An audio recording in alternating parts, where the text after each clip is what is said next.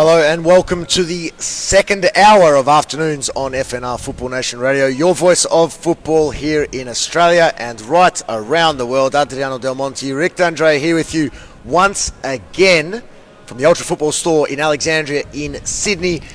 And for the commencement of this second hour, we are joined by our first very special guest of the day, Delegate of LaLiga Global Network, based here in Australia, Glen Rolls. Welcome to you, Glen. Thanks, guys. Thanks for getting me down. Thank you. It's great to have you and great to be chatting all things La Liga off the back of obviously a very impressive start again to the La Liga season. Some wonderful stories coming through, some newly promoted clubs we're very excited about, learning some more about as well. And I guess we'll get into the action, Rick, this weekend before we start looking at some of the other talking points in La Liga football, because we did touch on some of the big fixtures to come in La Liga this weekend. But all eyes for us and what we're very interested in, Glenn, Barcelona-Huesca, obviously the giants of Spanish football against, well, the Minos, the debutants in La Liga this season. A magnificent opportunity for a side in Huesca who are unbeaten in 2. Can they remain unbeaten in 3 against the heavyweights of Spanish football? Yeah, well, you touched on it before, right? I mean, these are the kinds of stories that we want to be telling to the world, and obviously here in Australia is no different. So it's a fantastic story that Huesca are up in La Liga First Division for the first time in their history. And I believe it's going to be the second time that they're going to play Barcelona in the Camp Nou. I think it was a few years ago they played them in the Copa del Rey. So they were very unsuccessful in that occasion. But I believe, it's a different Huesca side this season, and they've got that fighting spirit, and they played, well, particularly last weekend, they played some great football. And I think we were talking about it last night. The guy Arbila, he came off the bench and scored that cracker in the 70th minute to tie things up with Athletic Bilbao. So yeah, for sure. I mean, these are just the great stories. The Huescas, the Bayliss, the Rayo Vallecano, and these kind of clubs that have they're back in the First Division after some sort of years in the wilderness, and they're ready to, I guess, foot it with the big boys. We were also discussing last night, Glenn was of course one of our special guests at our evening program at the Zona Azzurri store. We were also discussing last night a club like Eibar, very small, Huesca, very small. Can you tell us a bit about life in those towns, in these cities, for these fans where the population is just so small? And we discussed yesterday, you've got half the town's population in the stadium or in the surrounding areas consuming the game and really embracing the local club. Well, that's the thing. I think Huesca's got a population of around 50,000. Eibar's got a population of just above 20,000. And their stadiums, I think, hold 7,500. So it's basically, in Eibar's case especially, it's half the town goes down to watch the matches, and it's especially, I think, the Eibar Stadium. The seating and the stands are so close to the action as well. I mean, I think some of our commentators touched on it last weekend, but when a guy's taking a corner, he's got about a 2-metre run-up, and 2 metres behind him is just thousands of Eibar fans just screaming at him. So it's a brilliant atmosphere, and just great stories. Eibar in action this weekend against Real Sociedad. That's right, yeah. That's right. Big test there against the Sociedad side, who will have European ambitions this season. Yeah, but it's a Basque derby, right? I mean, there's some great derbies on this weekend. Obviously, that's one of them, and the Basque people are very, very proud. People, and those sort of matches, those derby matches, are no different, and there's going to be a lot of passion, a lot of fire. The other match, obviously, is the Seville derby. I'm sure you guys have touched on it. That's a very fiery encounter, and two very passionate supporters, and very, the clubs there, Betis and Sevilla, and also the Valencian derby, which is actually going to be played, I believe, this Sunday, 8 o'clock kickoff Australian time. So that's fantastic for the local supporter here in Australia. So there's some fantastic matches this weekend. Any chance that we could see another 5-3 in the Seville derby like we saw last season? Yeah, I don't know, mate. Yeah, time will tell, I guess. But obviously last year Betis won those 2 matches against Seville. So I would, dare I say that Seville would be out to get one back over their city rivals, Betis. So it's going to be a great match once again, yeah. And do you have a side in La Liga? Obviously working with La Liga, do you have a side that you support? Nah, look, mate, I mean, you work for an organisation and you sort of, maintain that neutral aspect. But I did live in By the Lid for 5 years. So I know a lot of my friends are massive By the Lid fans.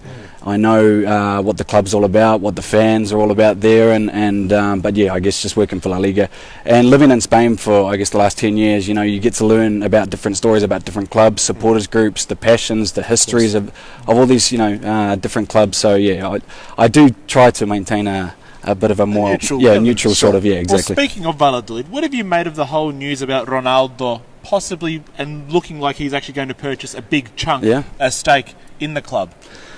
Yeah, again, I mean, just having that name associated with the club, I think it's only positive. I mean, the fenomeno Ronaldo, he's a great player.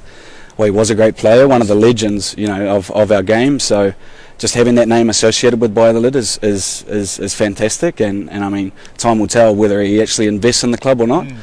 But I'd say, if he were to invest in Bayliss, it would definitely raise the profile of not only that club but football in that region. So, yeah.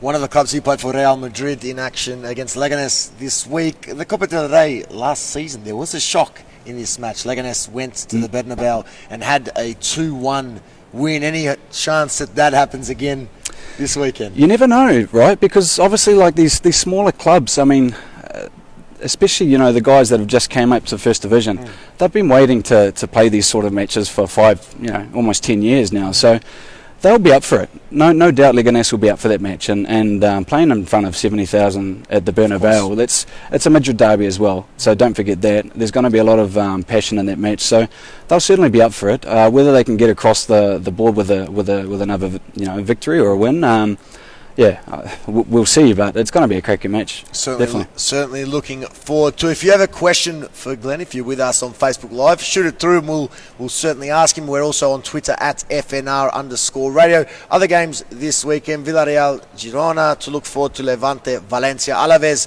Espanyol to round out the round. I'm just going to ask Glen, Celta Vigo, Atletico Madrid. Both teams obviously had a great win last week to get their campaigns really going in the right direction. Pion's sister with that great goal, from an impossible angle to find the back of the net.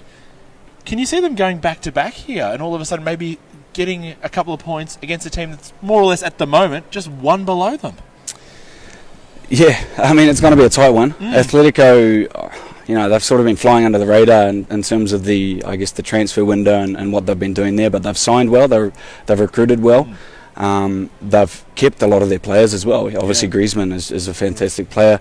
Jano Black is the keeper, one of the best in the world there. So their defence is very, very strong. It's going to be a very, very tight match. I don't think it's going to be a 5-3 such as what the Seville derby was last year, but it's going to be a very tight affair, I'd say. Yep. And Vallecano Bilbao gone.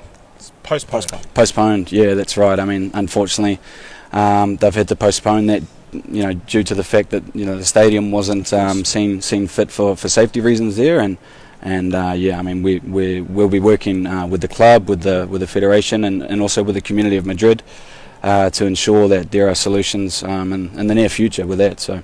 Lucas has come through on the Facebook Live saying, Atleti, my Spanish team, we are going to win La Liga this season. Recruited well. We've tipped Atleti to be the smoke. Well, obviously smoking. They're a quality outfit, but we've certainly tipped them to push Barca and Real all the way this season. Lucas also says, last night was fun. Thanks for having us at LFC NSW. Thank you for coming. Yes. We enjoyed having you there in attendance, guys. It was a Champions League draw last night, and that's what we were previewing last night in the Zona Azzurri restaurant. We've reviewed it in the first hour in significant depth from a Spanish perspective, though. Just looking at the four teams in action. Barcelona, first and foremost, into a group with Tottenham, Inter and PSV.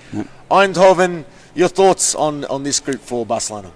Well, first of all, I'll sort of just say, congratulations to all the La Liga players, especially the Real Madrid players that won all the awards. Of course. Luka Modric obviously taking the best player for the UEFA for the first time in his career, and continuing a long sort of legacy of our players and clubs, succeeding with those individual awards. So it's fantastic again that they've been, dominating in that area. But yeah, I mean, I haven't probably studied the groups as much as you guys have, but just looking at it, I mean, Atletico and Madrid certainly probably you would say have the easier of the groups.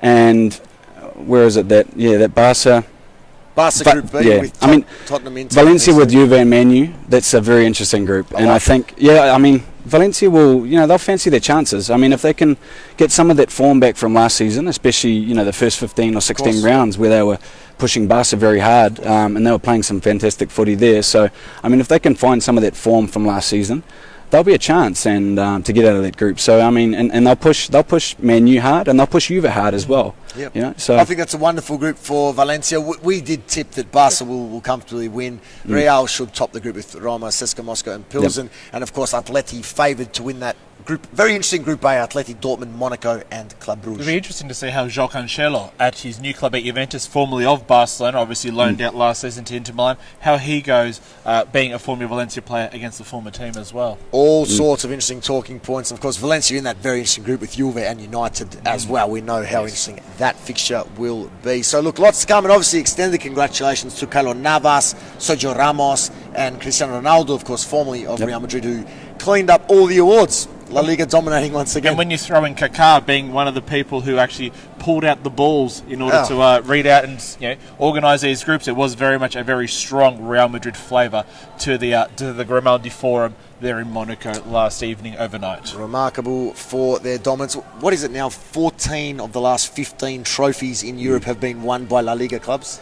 Something like that. I think what Man U two seasons ago in Europa League, they won that, obviously, and I think that could be the only one. It's the 5 straight Super Cups, 5 straight Champions Leagues, and 4 of the last 5 Europa Leagues. Yeah. It is incredible. It is fantastic. So I guess this season will be interesting to see if they can keep that up. Absolutely, no doubt. Now, obviously, La Liga have been in the headlines for many reasons in the last couple of weeks. Obviously, the loss of Ronaldo, look, it's going to come at some point. The player couldn't continue playing forever, and whether or not he retired or moved on, it is what it is. But La Liga very active in other areas in the world at the moment. Obviously, the biggest one, the recent move with the announcement of the one game we played in the United States, and also one that we were very interested about was the La Liga Facebook deal in the Indian region, whereby La Liga would be broadcast live on Facebook. So some revolutionary deals in the making. Maybe La Liga setting the standard that I'm sure other top competitions will follow.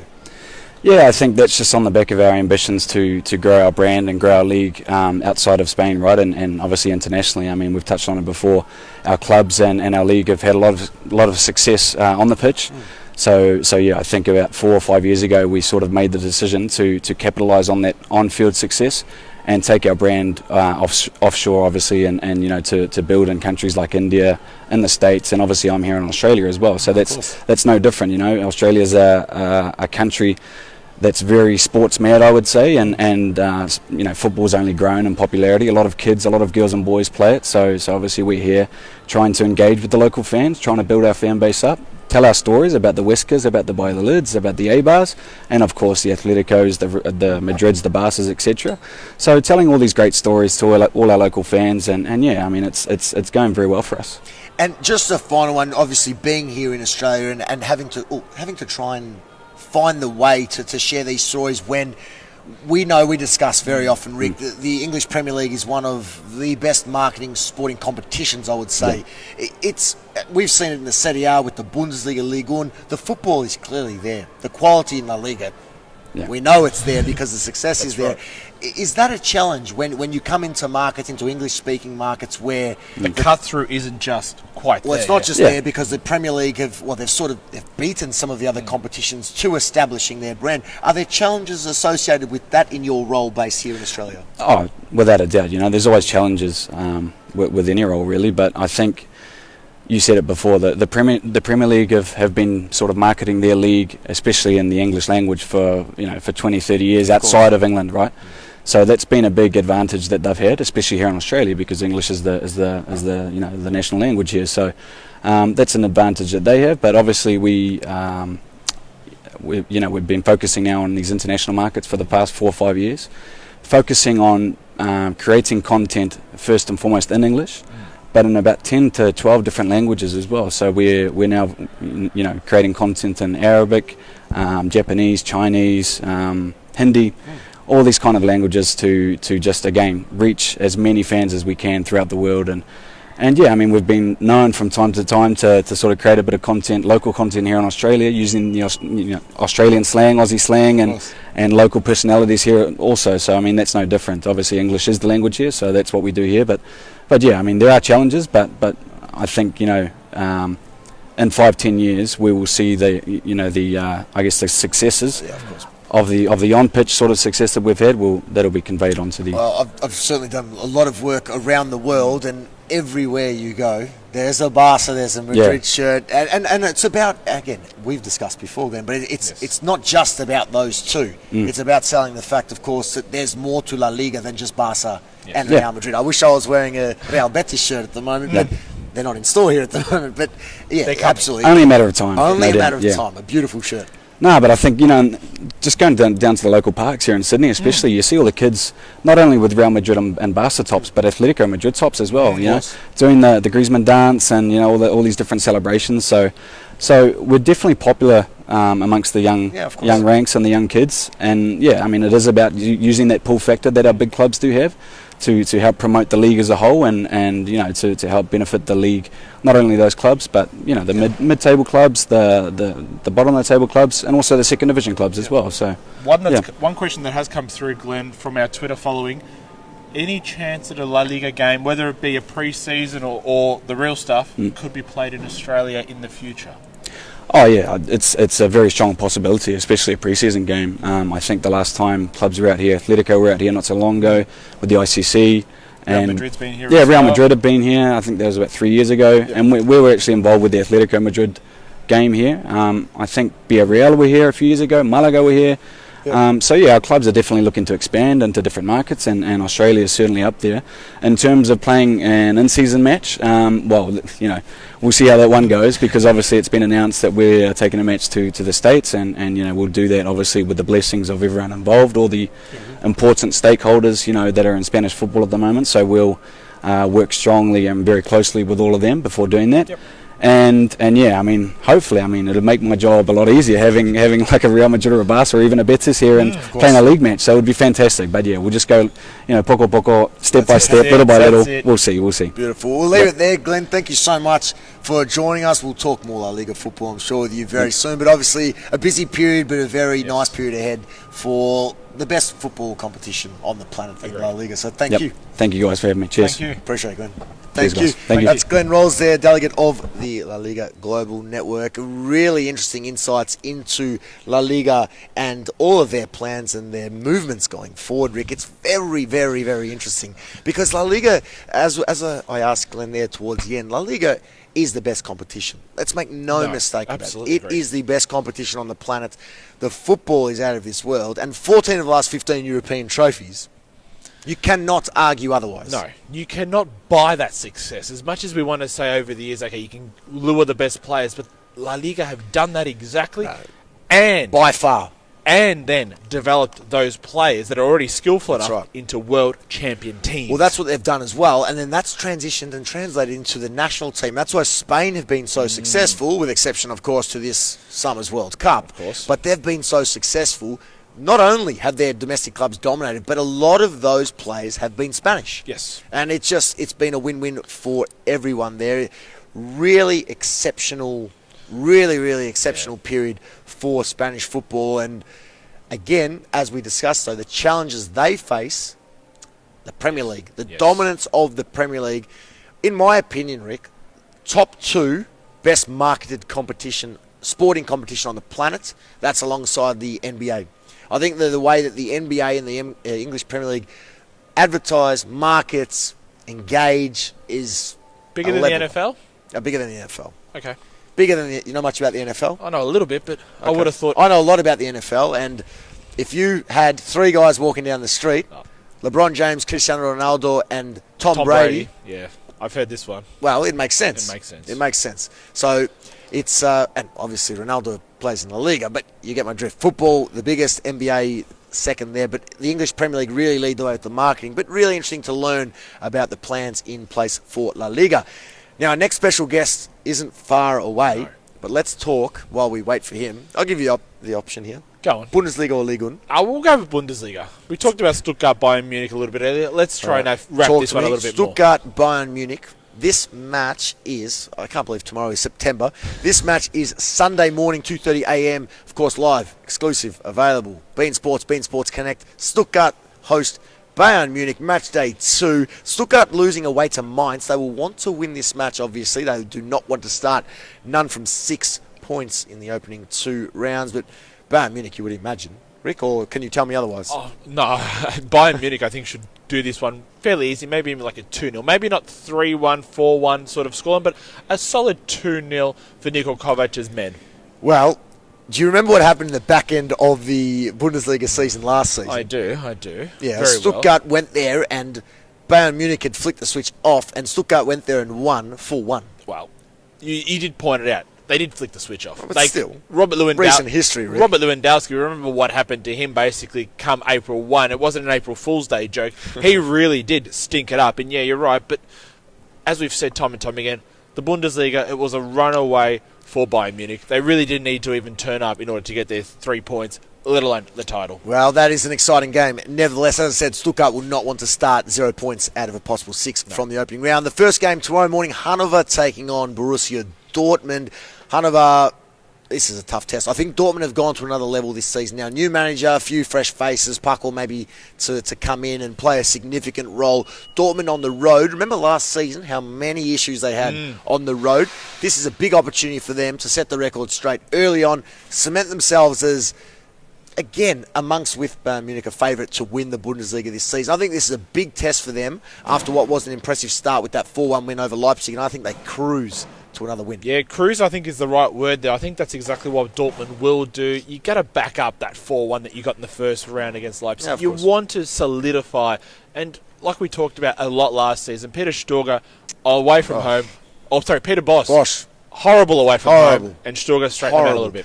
Leipzig, the team they took care of. This will be interesting. Leipzig take on Dusseldorf. Leipzig were in action in the Europa League this morning against Zoria from Ukraine. Leipzig come into this needing to bounce back from that 4-1. Yeah. A 90th minute Emil Forsberg penalty this morning in the Europa League. They go through just. This is a big test for them to make sure that they bounce back in the Bundesliga and get 3 points. Well, both teams lost in the opening round. 2-1 obviously to Dusseldorf was their result against them. 4-1 as you mentioned with Leipzig.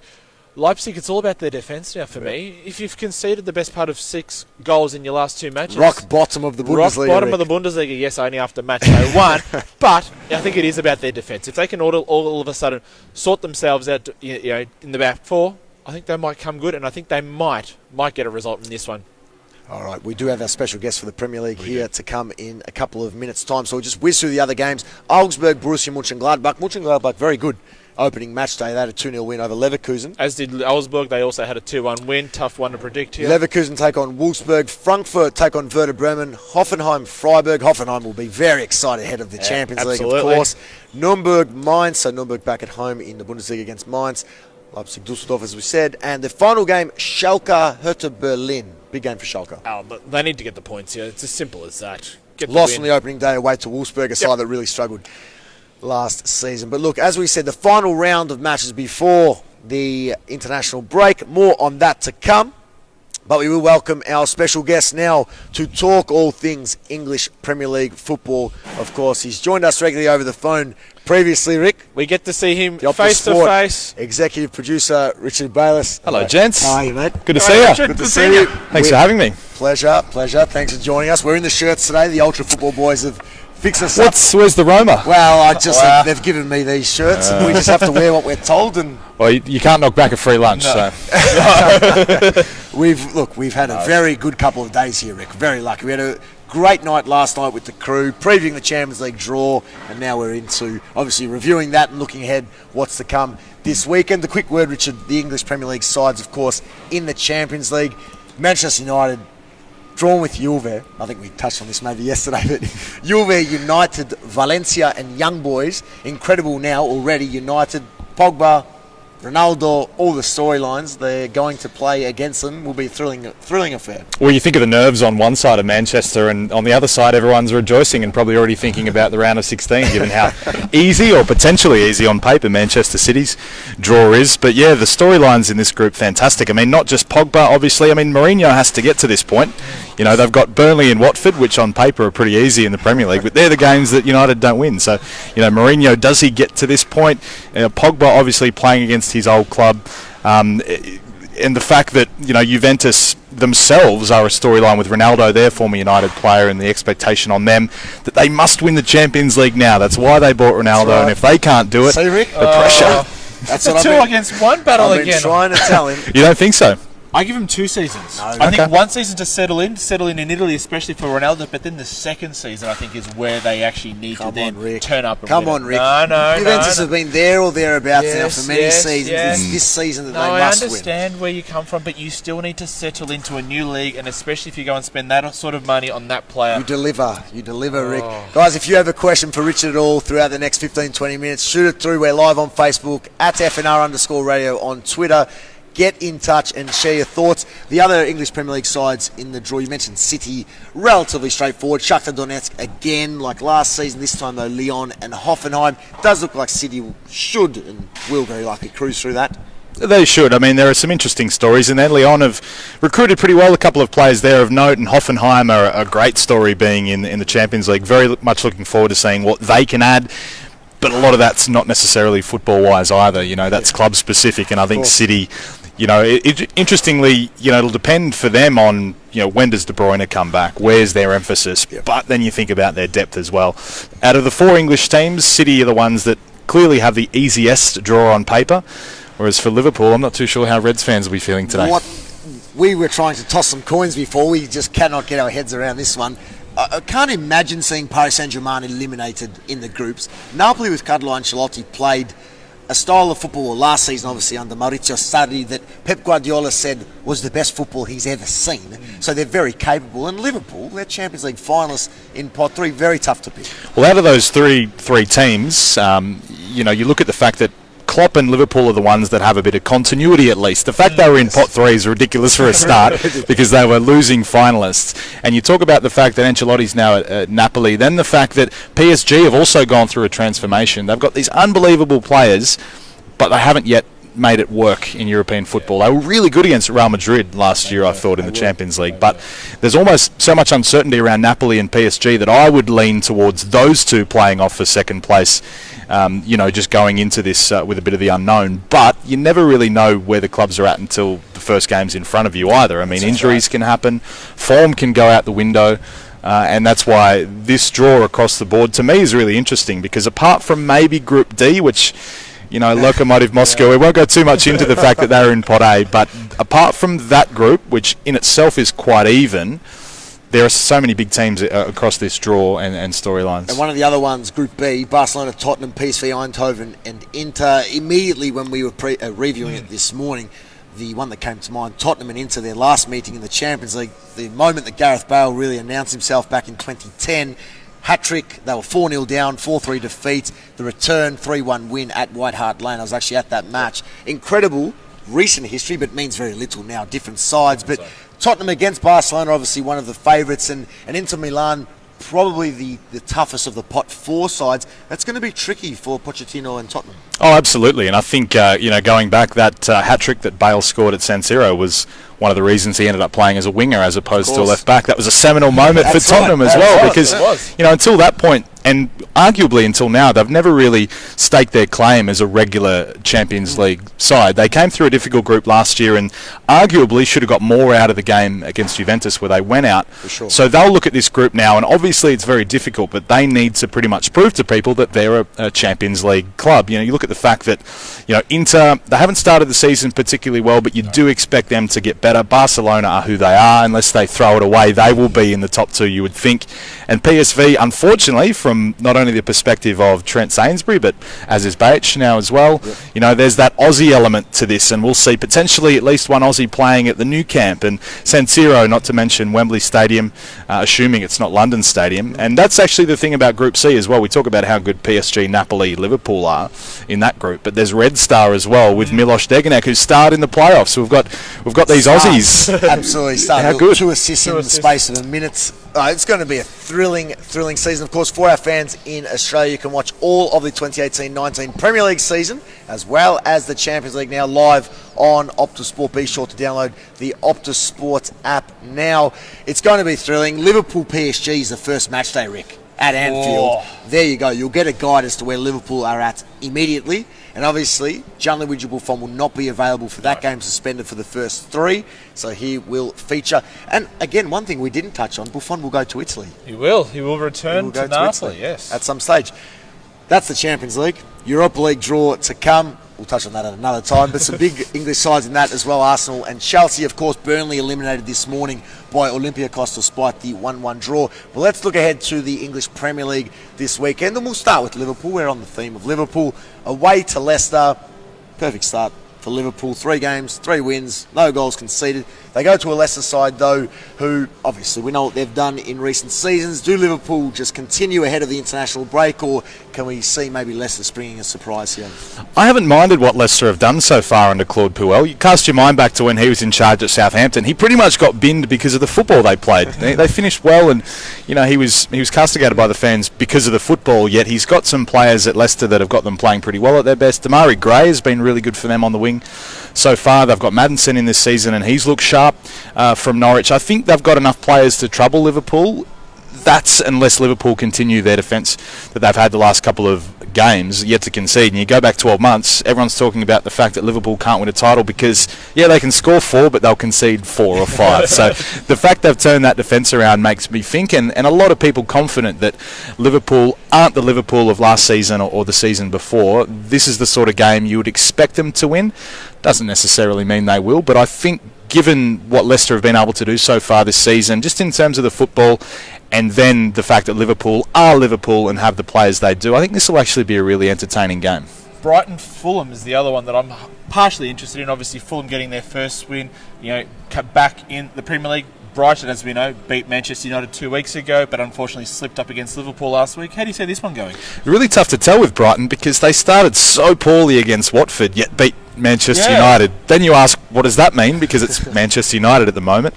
I thought they were okay against Liverpool. They could have been beaten by more. Matt Ryan had a good game, but they're one of these sides that's very difficult to get a read on so far. I think Fulham have been pretty good. They were great last week in a 4-2 win.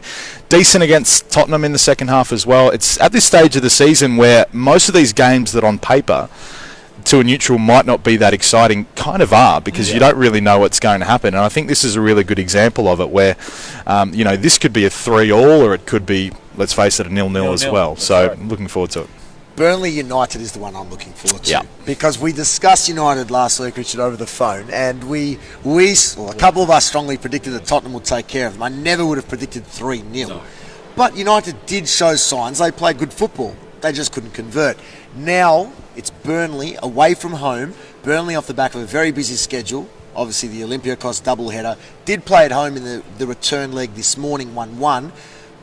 A busy schedule, does it work against them at this early stage, or does it work in favour that they may be a little sharper than United, who are obviously at the moment in all sorts, but obviously now, in the lead up to the international break, Mourinho and all those players, they're going to need some momentum going in. I think it's really all on the line in this one, Burnley v United. Yeah, 100% agree. I think on paper, you look at what Burnley have done, they were trying to get into European football, but they haven't necessarily added to their squad. They haven't got a bigger squad, so it's no surprise that they looked a little bit tiresome coming into the Premier League season. Haven't played particularly well, haven't started well in the Premier League either.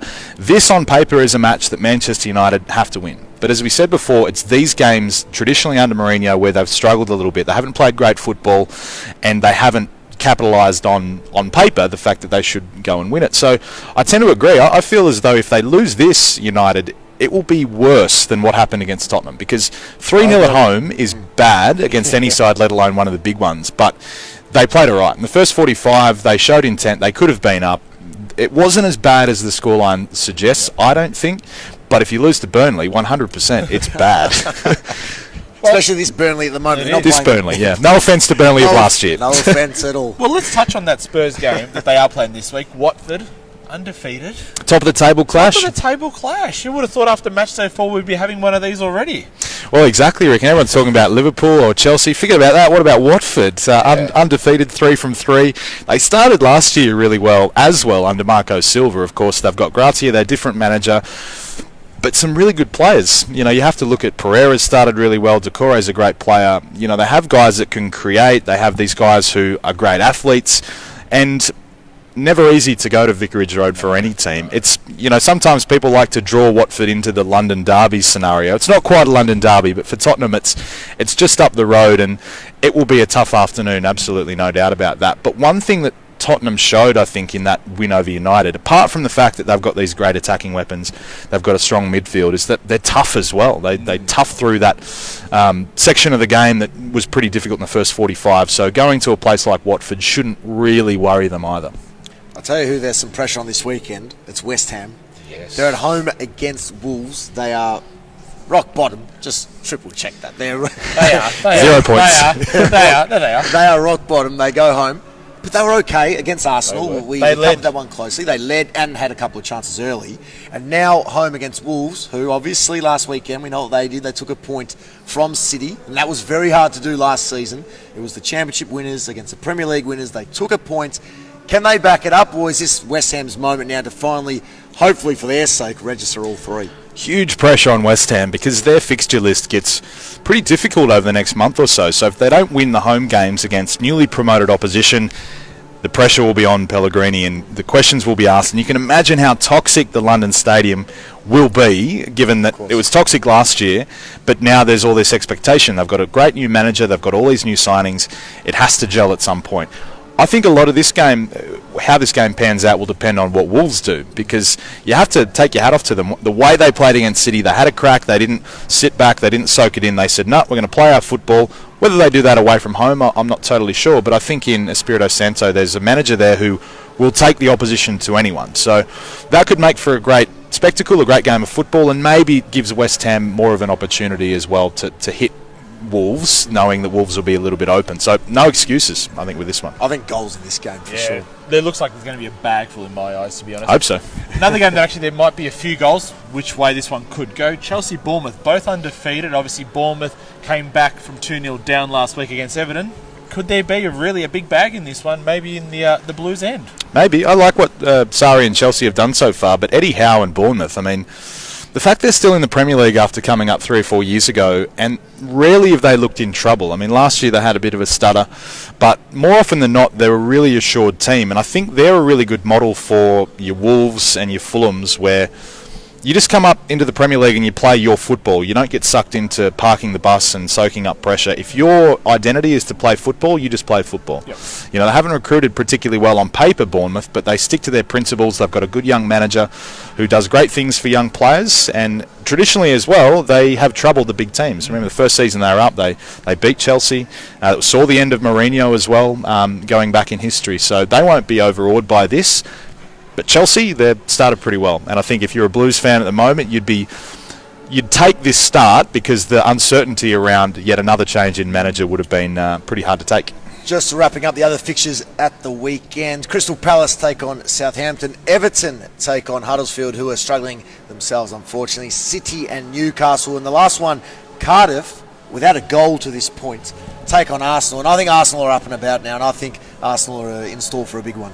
Yeah, Cardiff, the only team I think in the top 3 divisions yet to score a goal, and I would say I'm not a massive betting man, not because I'm against it, but just because I'm bad at it. But I would say that Arsenal over Cardiff, and then Everton, as you say, against Huddersfield, I think are both looking pretty good for the 3 points this weekend. There you go. Take those tips on board, if you wish. No, take the opposite, definitely. Take the opposite, but Richard, we'll leave it there. Plenty of Premier League action to come again, all available live on Optus Sport for our fans here in Australia. We'll talk plenty more English football and hopefully some Champions League football again with you very soon. Pleasure, boys. It's great to be down here at this unbelievable venue. It's incredible, mate. Go have a game of FIFA. Go treat yourself to a coffee. We'll catch you soon. Cheers, boys. Richard Bayliss there, the Optus Sport executive producer. Wonderful stuff ahead of another busy weekend of English football. Of course, the 4th round of the English Premier League this season. Really exciting time. We didn't even really discuss the City-Newcastle game. Such has been the quality of competitive fixtures amongst the top sides this season. It's really, really exciting time in the English Premier League. But we do have a couple of other competitions to wrap up before we get stuck into our shootout and then off air. 15 minutes to go, Rick. Now, where are we going? Ligue 1? Ligue 1. Okay. Now, just a quick word. I just did some research while we were on with Richard there. Gianluigi Buffon will debut in the UEFA Champions League at the San Paolo Stadium at Napoli. Talk about That is a extraordinary. cauldron. So 3-match ban. That is Freeze out correct. ban, correct. So he will be back match day 4 available. Should he be selected, it will be in Naples. That will be incredible. Talk about a cauldron, the word that I just used. A lot of São Paulo Stadium fans obviously didn't like Buffon, but respected him both as a Juventus keeper and an Italian international. This could be on for young and old. Old and young and old, whatever the case is. Thrilling. Lyon-Nice this weekend, Ligue 1. Looking forward to That's this the one. match. That will be the match of the round without a doubt in France. Mario Balotelli to return.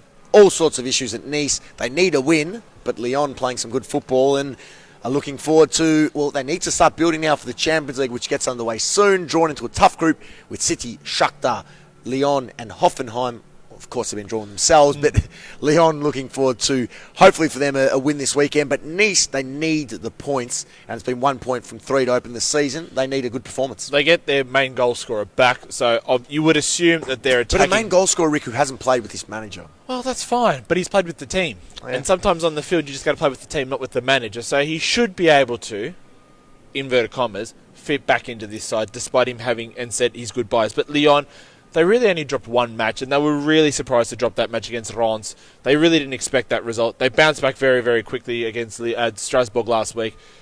I think they actually should win. Yep. It's whether they will win that'll be the big question for me. There you go. Okay, elsewhere, PSG, we touched on their away to Nîmes, one of the new boys, of course, this season. Reims and Nîmes, the new boys in action. They have met about 11 years ago in the Coupe de France. PSG winning that, no surprise. But this could end in a bad way, I feel. The Nîmes have had a decent start to the season. They did. 2 wins. But I just feel that this could be a disaster for them. They could be brought down back down to earth very, very quickly. Unfortunately. Obviously, they had their first loss against Toulouse, 1-0. Very defensively organised, very sound. But unfortunately, when you start to play the big boy in Ligue 1, it's a matter of how many, not will you. Elsewhere, Angers take on Lille. Dijon take on Caen. Dijon looking to maintain the pace with Paris Saint-Germain on top of the table, who have a perfect record, 3 from 3, and just 1 goal conceded to this point. What a start by Dijon. 4-0 win away to Nice last weekend. Guingamp take on Toulouse. Reims take on Montpellier. Strasbourg take on Nantes. Saint-Etienne, Amiens, Rennes and Bordeaux. Yes. Can Bordeaux continue, or can they? What is happening? They defeated Monaco last weekend 2-1. They go through, taking out Ghent in the Europa League, still have no manager. Can they turn up at Rennes this weekend? Rennes have started okay, an opening day defeat and a couple of decent performances since. Can they continue? Well, anything is possible with Les Girondins at this stage, so I'm not going to rule it out. Why wouldn't they be able to get a win here and all of a sudden catapult themselves back up the table, be somewhere in the mix, maybe for Europa League 7th, 8th spot, should results go their way come the end of the weekend? A penalty shootout still to come here live. is. If you're with us on It our is. app or our website, footballnationradio.com, get over to Facebook Live immediately because we are 5 minutes away. But my apologies to all fans of Monaco and Marseille, because this is the match of the round. Absolutely. Lyon-Nice will be a nice game, but Monaco-Marseille, all of a sudden, Rick, the pressure is on because both sides have had underwhelming starts to the season. Both sides 4 points from 3. Either team loses this, they're 4 points from 4 and potentially 8 points adrift of Paris Saint-Germain headed into the international break. Season over, whoever loses this match. I'm going to go very, very early, 4 games into a season. Yes, you could argue that PSG will be the runaway winners and that was decided after match day But it's 1. going to be in But record time. And it's- all of a sudden, you are eliminating 2 or maybe 1 of the 3 possible participants that even could if they challenge. draw. Even if they draw. 7 points behind if PSG win at Nîmes, which they will. Tough times. Good luck. 5-minute preview quickly on Serie A before our shootout to wrap up the program. Milan, Roma tomorrow morning live on Bein Sports, Bein Sports Connect. If you're in Australia, who wins? I'll still stay with Milan, not by a lot. I don't think they would want to lose this one just because they would already be 1 match behind and already having to chase. Justify why Milan win. I think it's just going to come down to Gonzalo Higuain and the return or the starting debut of Mattia Caldara. I think that's going to be the difference. Defensively, I think they'll sort themselves out very quickly after what happened last week in the debacle. In addition to Richard's comment earlier regarding a tip about the English Premier League, a tip for me here, there'll be plenty of goals in this game. the attacking quality on the park. Dzeko leading line for Roma, Higuain and Cutrone, and the rest for Milan. Goals are plenty in this fixture. I think there'll be you'll see a wonderful game. It'll be a wonderful spectacle for Italian football. But I think Roma win 3-2, and I think Roma will really consolidate themselves as a top 3 side once again. And AC Milan, should they lose this game, will incredibly be potentially 9 points behind Juve, Napoli, and maybe even Spal, who are yet to concede a goal, best defensive record in the top flight, if they lose. Because they missed the first game, lose last week to Napoli, lose now to Roma, going into the international break. Yes, they've only played 2 games, but you're chasing all season. 9-point deficit would be very tough to overcome. Yeah, not the best thing if you are in that position. You want to try and get on top of it as quickly as possible and get the results in your favour. Bologna-Inter, this is a very important game for the Nerazzurri, who have had a slow start, a draw and defeat. A defeat away to Sassuolo, a draw at home to Torino, where they lost a 2-goal advantage. They go to Bologna. They want to be winning this game. Well, they should be winning this game. They want to They should have beaten Sassuolo. Exactly. They would have wanted to have eradicated that match day 1 loss that they had on the opening match day. So absolutely, you do not want to have 2 losses on the road in your first 2 matches. So Nerazzurri fans, please pray that your team actually get the results here and actually do turn up and not take the Rossoblu lightly. Parma-Juve. I think that's Juve already. Parma with an early injury crisis, I suppose. And Juve in a game where, is this the one where Ronaldo finally scores? As I said earlier in the week, I speculated about this, but if he doesn't score, we talk about Milan falling off the pace and needing to overcome it after the international break. If he doesn't score in this game, he's already withdrawn himself from the squad for Portugal in the upcoming fixtures there. Correct. That will be potentially no goal in any professional kind since the World Cup. Yeah. And that is a long, long time for him. And to have had now 3 opportunities to score and not come through and do so, I think look, I'm not going to say it's going to take its toll because his performances have still been wonderful. But it's not going to be ideal that mid-September, 1 month into the season, he hasn't found the back of the net. Well, he came very close last week. That back heel that ultimately he needs he success, flicked up Rick. Slow and steadily. He's having all these shots on target. He's had the most shots on goal of any Serie A player. It's just a matter of time. Riccardo's come through. Guys, you didn't mention Cassano today. That's great. More on Cassano to come very shortly. Next week. Elsewhere, Fiorentina, Udinese, Atalanta, Cagliari, Chievo, Empoli, Lazio, Frosinone, Sassuolo, Genoa, Torino, Spal, and the final one will touch on Sampdoria, Napoli. Big game, this one. Well, Napoli, obviously 2 wins from 2. They are seen as being the only team left at this very early stage to compete with Juventus for the title. But Sampdoria, well, 1 match. They lost 1-0. Obviously part of the Genoa bridge collapse. Away to Udinese as well. They too, as well, they're in that similar position to AC Milan. They too probably want this win. Otherwise, I reckon even any chance of a Champions League spot, as remote as they would have been, would be gone. Just before we get to the shootout, we'll just get our production manager to retrieve a few balls behind the goals. Lazio, I glossed over, I shouldn't have. Lost both their opening games. Correct. They're rock bottom. Correct. But who have they played? Napoli and Juventus. So they've had a similar start to what Arsenal did with Manchester City and Chelsea. Fixturing can be a massive issue because, yes, they have played 2 of the best 3, arguably the best 2 in the competition, but now they take on Frosinone, the team that everyone's tipping to finish bottom. This is a very important game, and very important they come out and win. And this is what momentum does to you in football. Agreed. So I think important game for them. They must come out. They must win. Yes, I think they will. I think this might be a case of how many. All right. As we get set up here, I'm going to hop off air. I'm going to set up. You're going to hop off air. We'll go down here. We'll turn the camera this way. I'll do some talking. You get in goal. The way we'll do it, I'll take 3 shots. We'll have 3 shots each, and then we'll alternate. Okay. You take 3 shots. Sure. And when you lose, you jump in a Napoli shirt and take a selfie live on Facebook. I want everyone to be able to see your selfie. So jump in. Yours will be on Monday. Yours is back home. No. I will be taking. You'll be taking shots after. Don't worry. All right. So I'll just take you through some of the other games while Rick and the crew get set up. But certainly looking forward to the weekend in Italy, and obviously thrilling matches in Spain this weekend as well. It was great to get an insight by Glen Rolls earlier. Barcelona-Huesca, which would be a magnificent game with the minnows of Spanish football, of course, incredibly travelling and going to Barcelona. Can they win? We will see. Luke's come through. How are you, Luke, on the Facebook Live? Once Ronaldo scores one, the floodgates will open. I do agree. But last season, Luke, 1 goal from his first 55 shots in La Liga. It was the worst record across European competitions in terms of ratio. But having said that, he's had a few good shots this season and just have been denied by the brilliance of, I suppose, the opposing goalkeepers. The guys are just getting set up here with a few of the technical issues that we have. I'll just go through some of those other fixtures and recap. Actually, we'll recap the award winners from the UEFA Awards last night. Keylor Navas winning the UEFA Goalkeeper of the Year. Real Madrid goalkeeper, of course. Sergio Ramos, quite incredibly, winning the Defender of the Year. Incredibly, because we thought Rafa Varane would win. He didn't. Luka Modric, the Midfielder of the Year. Cristiano Ronaldo, the Striker of the Year. All 4 players from Real Madrid. And, of course, Modric then going on to win the UEFA Player of the Year.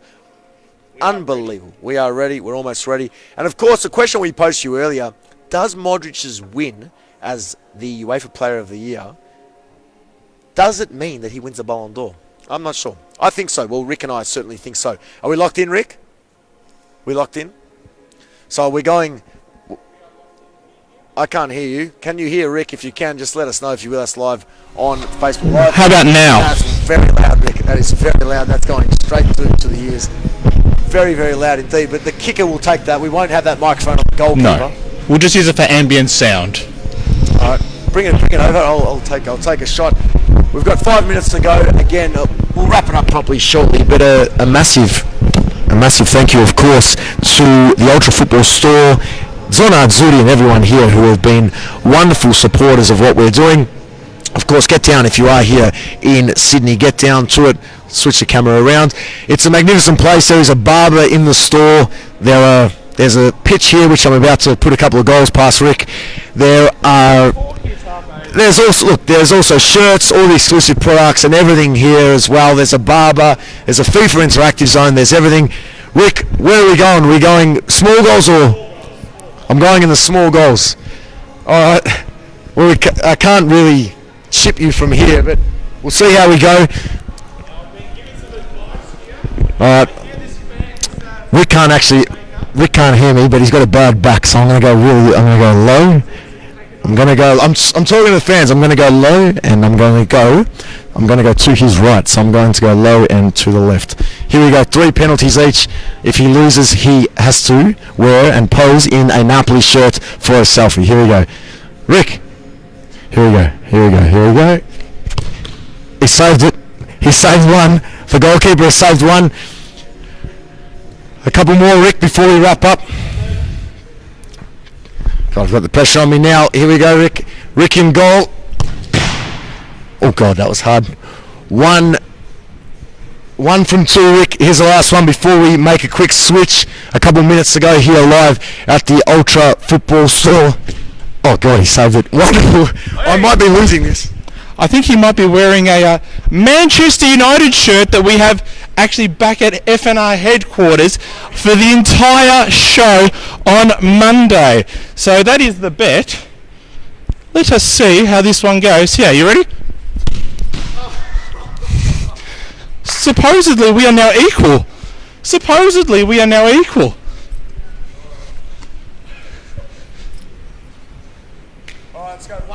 This wasn't in the script, was it? Better not step on the phone here. He's also off his line as well. This is the other thing, and it's on film here, ladies and gentlemen. But anyways, here we go. You have to score to win. Otherwise, it's a draw. Well, you wear Manchester United. I wear. No. Here we go. Top right. I'll give you that hint, right? Top there. Ready? Well done. Let's try another show. Well done. All right, well, we will almost wrap it up there. We've got a couple of minutes to go in the program. No, we've got 1 minute to go. So we'll take a seat, Rick. We'll wrap up the program. I'm going to have to wear a Manchester United shirt on Monday. That's extraordinary. Nevertheless, wonderful stuff. Thank you so much for joining us today and last night for everyone that came here. The Zona Azzurri restaurant in the Ultra Football store. Big thank you to everyone here at Ultra Football for having us. Big thank you to these wonderful shirts. Absolutely, thank you very much. Extraordinary stuff. Again, get down if you're here in Alexandria. A magnificent place, Rick. Everything you want. Absolutely. You're about to go get another shave. I'm about to go get my fourth haircut in the last 24 hours. Do get down. Do check out the crew. Thank you to Riccardo and all the Zona Azzurri team. Absolutely. Thank you to Michael and all the Ultra Football team. Thank you to all the supporter club groups that came out last night to support. Wonderful to see you. We'll be back with you again very soon. But Rick, that's all. We'll leave it there. For now, though, from myself, Adriano Del Monte, and Rick D'Andrea, we'll see you next time.